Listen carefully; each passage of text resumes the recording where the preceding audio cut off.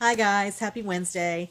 I debated getting on here today since I kind of got a little long-winded yesterday, but I kind of left it open there at the end.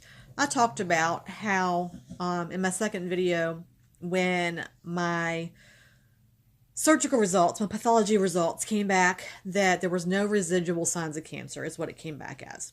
That is different than cancer-free, and I'm going to talk about that. But first off, I want to thank each and every one of you for being here. This is my way of hopefully helping someone. I hope that by me getting on here and being as raw as I am, being as blunt as I am, it's therapy for me to be able to talk about this. I'm kind of weird that I like talking about things like this. I like talking about when my parents passed away. I was with them when they passed away. I apologize for the lighting because the sun is kind of up and down. It's like snow showering outside. Anyway, for me, it's therapy to talk about bad things that happen as well as the good things. And this is therapy for me to be able to get on here. It's out of my comfort zone because I'm not usually like this. So for me to be able to get on here and talk about this is not only my therapy, but I'm hoping it's therapy for someone else too. So if you guys could share my videos, if you could like them and comment, that would be great. I'd really greatly appreciate it if you could subscribe. There's a place down here where you can subscribe and there's notification. If you could maybe click on that, and that will let you know when I upload another video. That'd be great. So anyway, thanks again for being here. And I want to tell you the difference between a pathology result. Oh my goodness, it's really snowing. Anyway, a pathology result that comes back as no residual signs of cancer and being cancer-free is completely different. And the reason that is because no residual signs of cancer means the tissue they sent off to the lab is not showing that that particular tissue doesn't have cancer. But it's not saying that there's no cancer anywhere in the body. They told me that they have to be sure for 5 years that there is no cancer in your body before they will call you and list you or whatever as cancer-free. So as of right now, as of October 2017, I am in remission. So, being said that, that's wonderful news. However, we don't particularly know for sure if there isn't cancer in the body because they don't do scans anymore. They used to do scans all the time. They stopped doing that for a couple of reasons. They told me the reason they don't do scans anymore is because it worried the patient. Okay, that makes no sense to me. Because you're sitting here wondering, okay, do I have cancer in my body somewhere and it's just kind of lingering around? But they don't want to worry me by having a scan and then I worry for a week waiting for the results. That doesn't make any sense. But that's what they tell me. And the insurance won't pay for it unless it's needed. So they told me that if I have a symptom of something, that's when they order a scan. So I had some coughing and some wheezing and some pain in my chest, and I had a scan done. I had 2 scans done, actually. One, and then I had one again in 3 months after that. And I had some lung nodules. They told me they were not cancerous, and they think that they came from using cleaning supplies like bleach and Lysol and harsh things like Lime Away and things like that. And a disclaimer here, I'm not promoting anything or anything like that. I'm just saying, for years I used those cleaners. I had a cleaning business for 20 years, and for 18 years I used those harsh cleaners, and they think that could be what caused those things. I don't use those anymore. I found a shop club thing online that I buy all my stuff from now, and it's like amazing cleaners that clean better than they did, and it's healthy, and you can like almost drink it, and it's been proven safe. So anyway, I'm not talking about that. I'm talking about this whole cancer thing. So, for years, I would tell people, if I ever get cancer, I won't do chemo. Not going to do it. I saw my mom go through the crap, and I am not going to be vomiting and have diarrhea all the time. I'm not going to do it. So, if I was ever told I have cancer, you can forget it. I'm not going to go through it. So, when they told me, you have cancer, I was like, okay. Got in the car. I'm like, I'm not going to do chemo. And Mike's like, yeah, you are. I'm like, no, I'm not. We went back and forth for a couple of days. When we went to meet the surgeon, he knew her. He went to school with her. So he bluntly asked her, what happens if Jenny does not do cancer? Will she die? She was blunt. And I'm stage 3. So I wasn't stage 4. However, she did say, yeah, more than likely she will die from cancer if she does not do chemo. So he told me, he said, you have family, you have kids, grandkids, you need to do the chemo. I said, well, I see the oncologist on Friday. Let's see what he says about this chemo, and then, then we'll go from there. So when I saw the oncologist Friday, he lined it out. Okay, you'll have 6 rounds of Taxotere, carboplatin, Herceptin, and Perjeta. Herceptin and Perjeta is a targeted therapy for your HER2 positive. The Taxotere and carboplatin is like an overall killing agent they use for multiple types of cancer, but it's specifically for the type of breast cancer you have as well. It kills a lot of things, including your skin cells, your hair, your eyelashes. Some people, it kills fingernails, toenails. It kills mouth cells that form. It kills a lot of things. And he said you'll do 6 rounds once every 3 weeks. And then you'll have your surgery. At the time, they thought, like I said yesterday, it was going to be a lumpectomy that ended up being a double mastectomy. I already talked about that. And then you have radiation, and then you'll do 12 more rounds of just the Herceptin. I said, okay. I said, what about getting a port put in? Do I need to get a port put in? He's like, no, you probably won't need a port. We can just do it all through a vein. Because, mainly the 6 rounds is what you really got to worry about. And it's no big deal. I said, no big deal. Okay, he's too telling me it's no big deal. He's not going through this, but yeah, okay, no big deal. So, had my first, we could go through like a little chemo class. They do them like personally now at my oncology center. You have like an actual, the physician's assistant comes in and goes through with you. So I had that, and they go over how, like what you're going to experience, the hair loss, the mouth sores.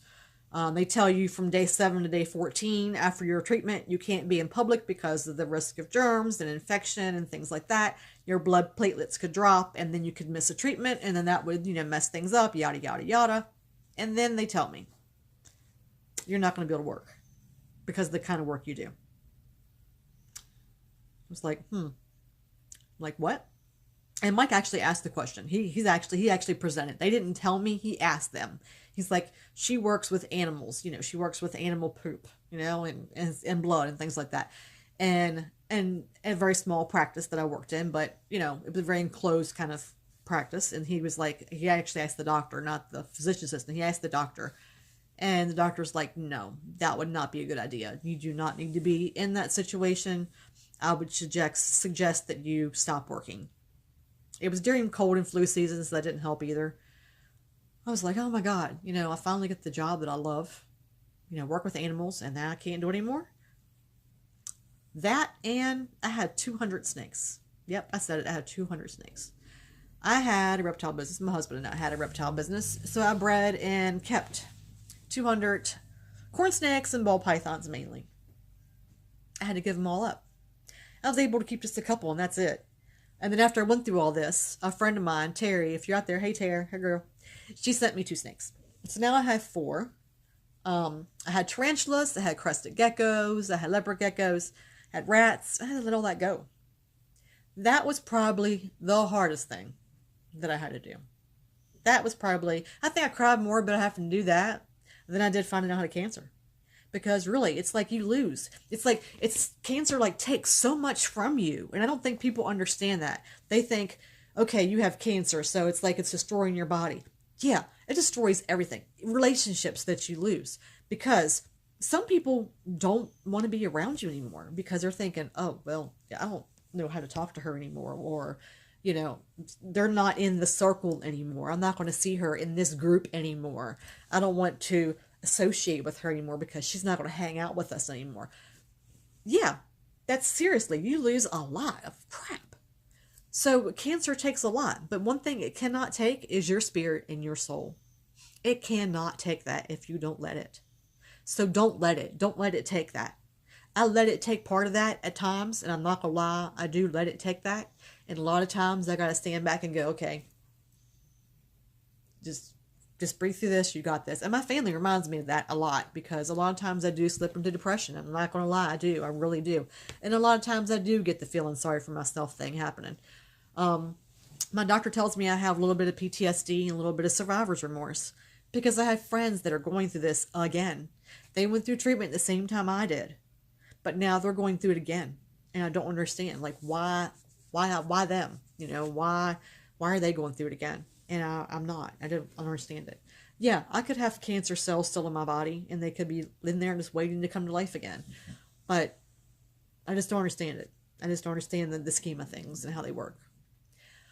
But anyway, as far as the chemo goes, when I went for that first treatment, not having a port, that Taxotere hit, and let me tell you what, that crap burned.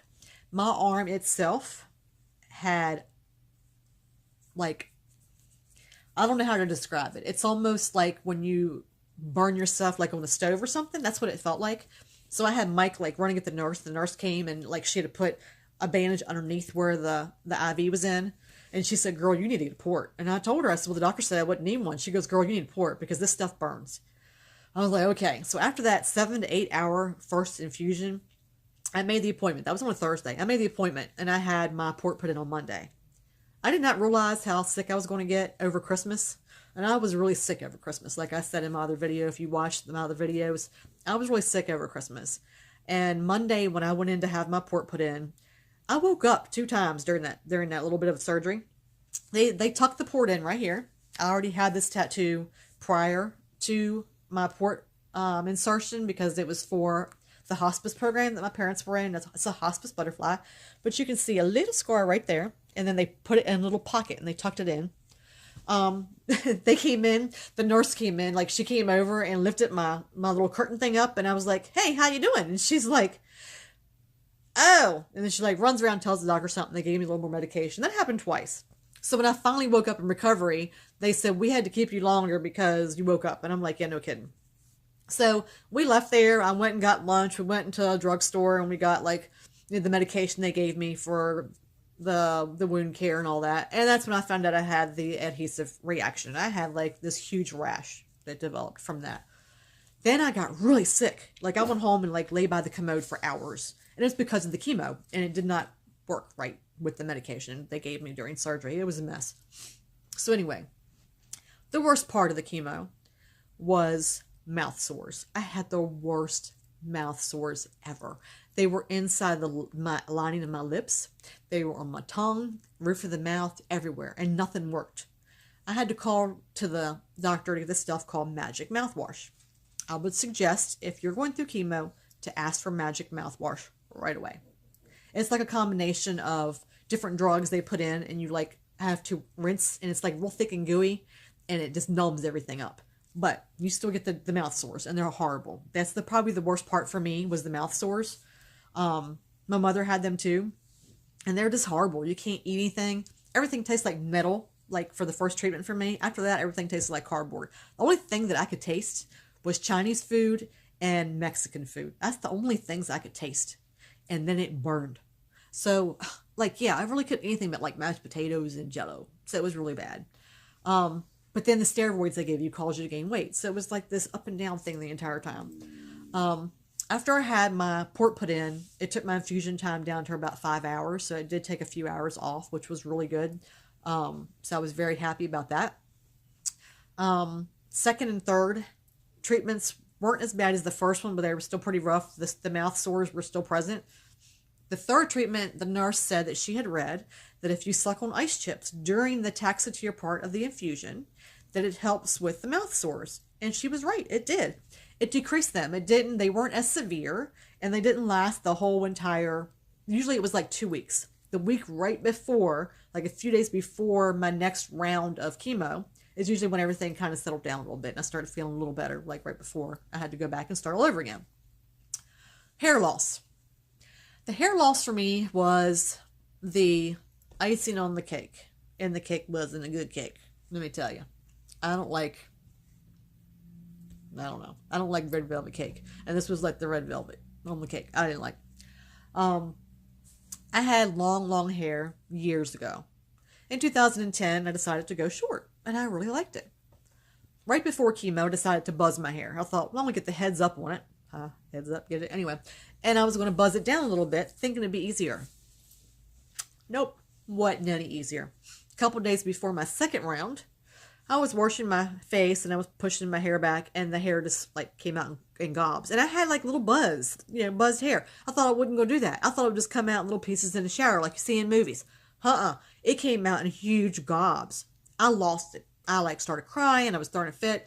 Mike was taking a bath. He's like, come here, honey. He's like, just let it out. Bitch at the world. Scream, cry, let it out. And I did. And he said, do you want me to shave the rest of it off? And I said, yeah, please. Yeah, let's just shave it off. And he shaved it off for me. And I cried the entire time and I could not watch. And then, I embraced it. I really embraced it. I got every color scarf you can think of. I got red. I got yellow. I got pink. No, I didn't get yellow. Or maybe I did. Anyway, I got pink. I got red. I got blue. I had to match it with my outfits. I was like styling. I had like all these different colors. And let me tell you, I got the easy way out. I got it on Amazon and I was like, add to cart, add to cart, add to cart, add to cart. Because I can match all these colors with my outfits. And easy thing, they have these things on Amazon, these scarves that you literally put on your head. I have to get them out one day and show you guys. And you just put it on and tuck it under. You don't have to go through all this stuff of trying to figure out how to put the damn thing on your head. It just goes on your head. And it makes life so much easier. And hats, I had friends that would like knit me these hats and send them. I never was a hat wearer. And you could ask my friends and my family, I don't wear hats. Like, I just don't wear them. And I was wearing these knit beanie things, and it was like cool. I loved it. And I embraced that part. So if you lose your hair, a lot of people like really, that's like the hardest thing for so many people. And I completely understand that. I really, really do. Like, really understand that. If I had to lose my hair all over again, that would be hard. Because I really understand that.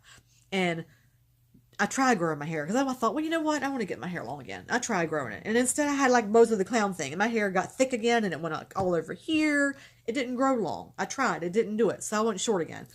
This is a hair gel I'll put in. It's not chemical. I don't want to do all that crap again. Eyebrows. Nope. They didn't come back. So now I draw them on. If I'm pissed off at the world, I can draw them up in the air and say, here you go. Deal with it. Eyelashes. I loved my, I had some beautiful eyelashes. They didn't come back in. They did not come back in. They came back in thin and sparse. Yeah, sparse, whatever. They didn't come back in right.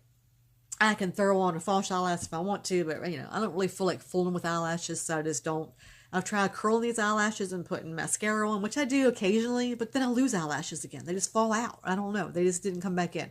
I've tried everything. I've tried the stuff that you put on. I've tried the different vitamins, and I'm on an awesome, vitamins that I take, and they just didn't come back in. Some people's do, some people's don't. Mine didn't. But anyway, that chemo, it was a bitch. It really was. But it saved my life, and I'm glad that I went through that. It actually made me a stronger person, and, a friend of mine gave me a plaque, and it says, you come through things stronger, and my sister gave me one, said, you don't know how strong you are until that strong is the only thing you can be, or something like that, then it's true. So if you're given that option, you have to really think about it. You have to weigh all the what ifs and the future. It could be the difference between, watching your child have their own children. It could mean the difference between your child, graduating school and graduating college. It can mean a lot of things. The new drug I'm on, Neuralink's, that's an option that was given to me after I finished my chemo and my 12 rounds of Herceptin after I went through the radiation and things. It causes extreme diarrhea. I'm talking like every 10 minutes diarrhea, like really bad. But that little 2% of life that it gave me could mean the difference of watching my son marry the man of his dreams. It could mean the difference of my other son having children. It could mean the difference of my grandbaby girls growing up. And, it could mean the difference of anything in my life. It could give me another day that I would not have had. So, yeah, I took those chances, and I'm glad I did. I'm glad I listened and glad I took those chances. And I'm here today to talk to you guys. So, I'm going to close for now. And again, thank you so much for listening. I may have repeated myself a couple times. I'm not sure because I just kind of went with it. If you like the video, give it a thumbs up. Leave some comments below. Let me know what you think, what you want to hear about. I still need to figure out how to add pictures and stuff. I want to be able to show you guys some things and talk to you some more. There's some other topics I kind of want to to touch on too as well. So make sure you subscribe and hit the notification down there. So if you want to follow me some more, if you want to follow me on my other platforms, I'm Jenny_Survivor. That's Gini. That's how I spell my name. If you didn't notice from on here, my name is spelled Gini for Jenny. Also, I'm on Twitter as Jenny's Leggings. It's GINILEGGINGS because I sell Legging Army leggings. I'm also on Instagram. I already said that, didn't I? Yeah, I did. Snapchat. That's it. Snapchat. I'm on Snapchat as Snake Lady, SNKELADY. And you can also find that information down below. Anyway, if you have any questions, please shoot me some comments. Share this to other people. Maybe I can help someone that you love. Anyway, thanks. Have a wonderful day. Love you guys. Bye.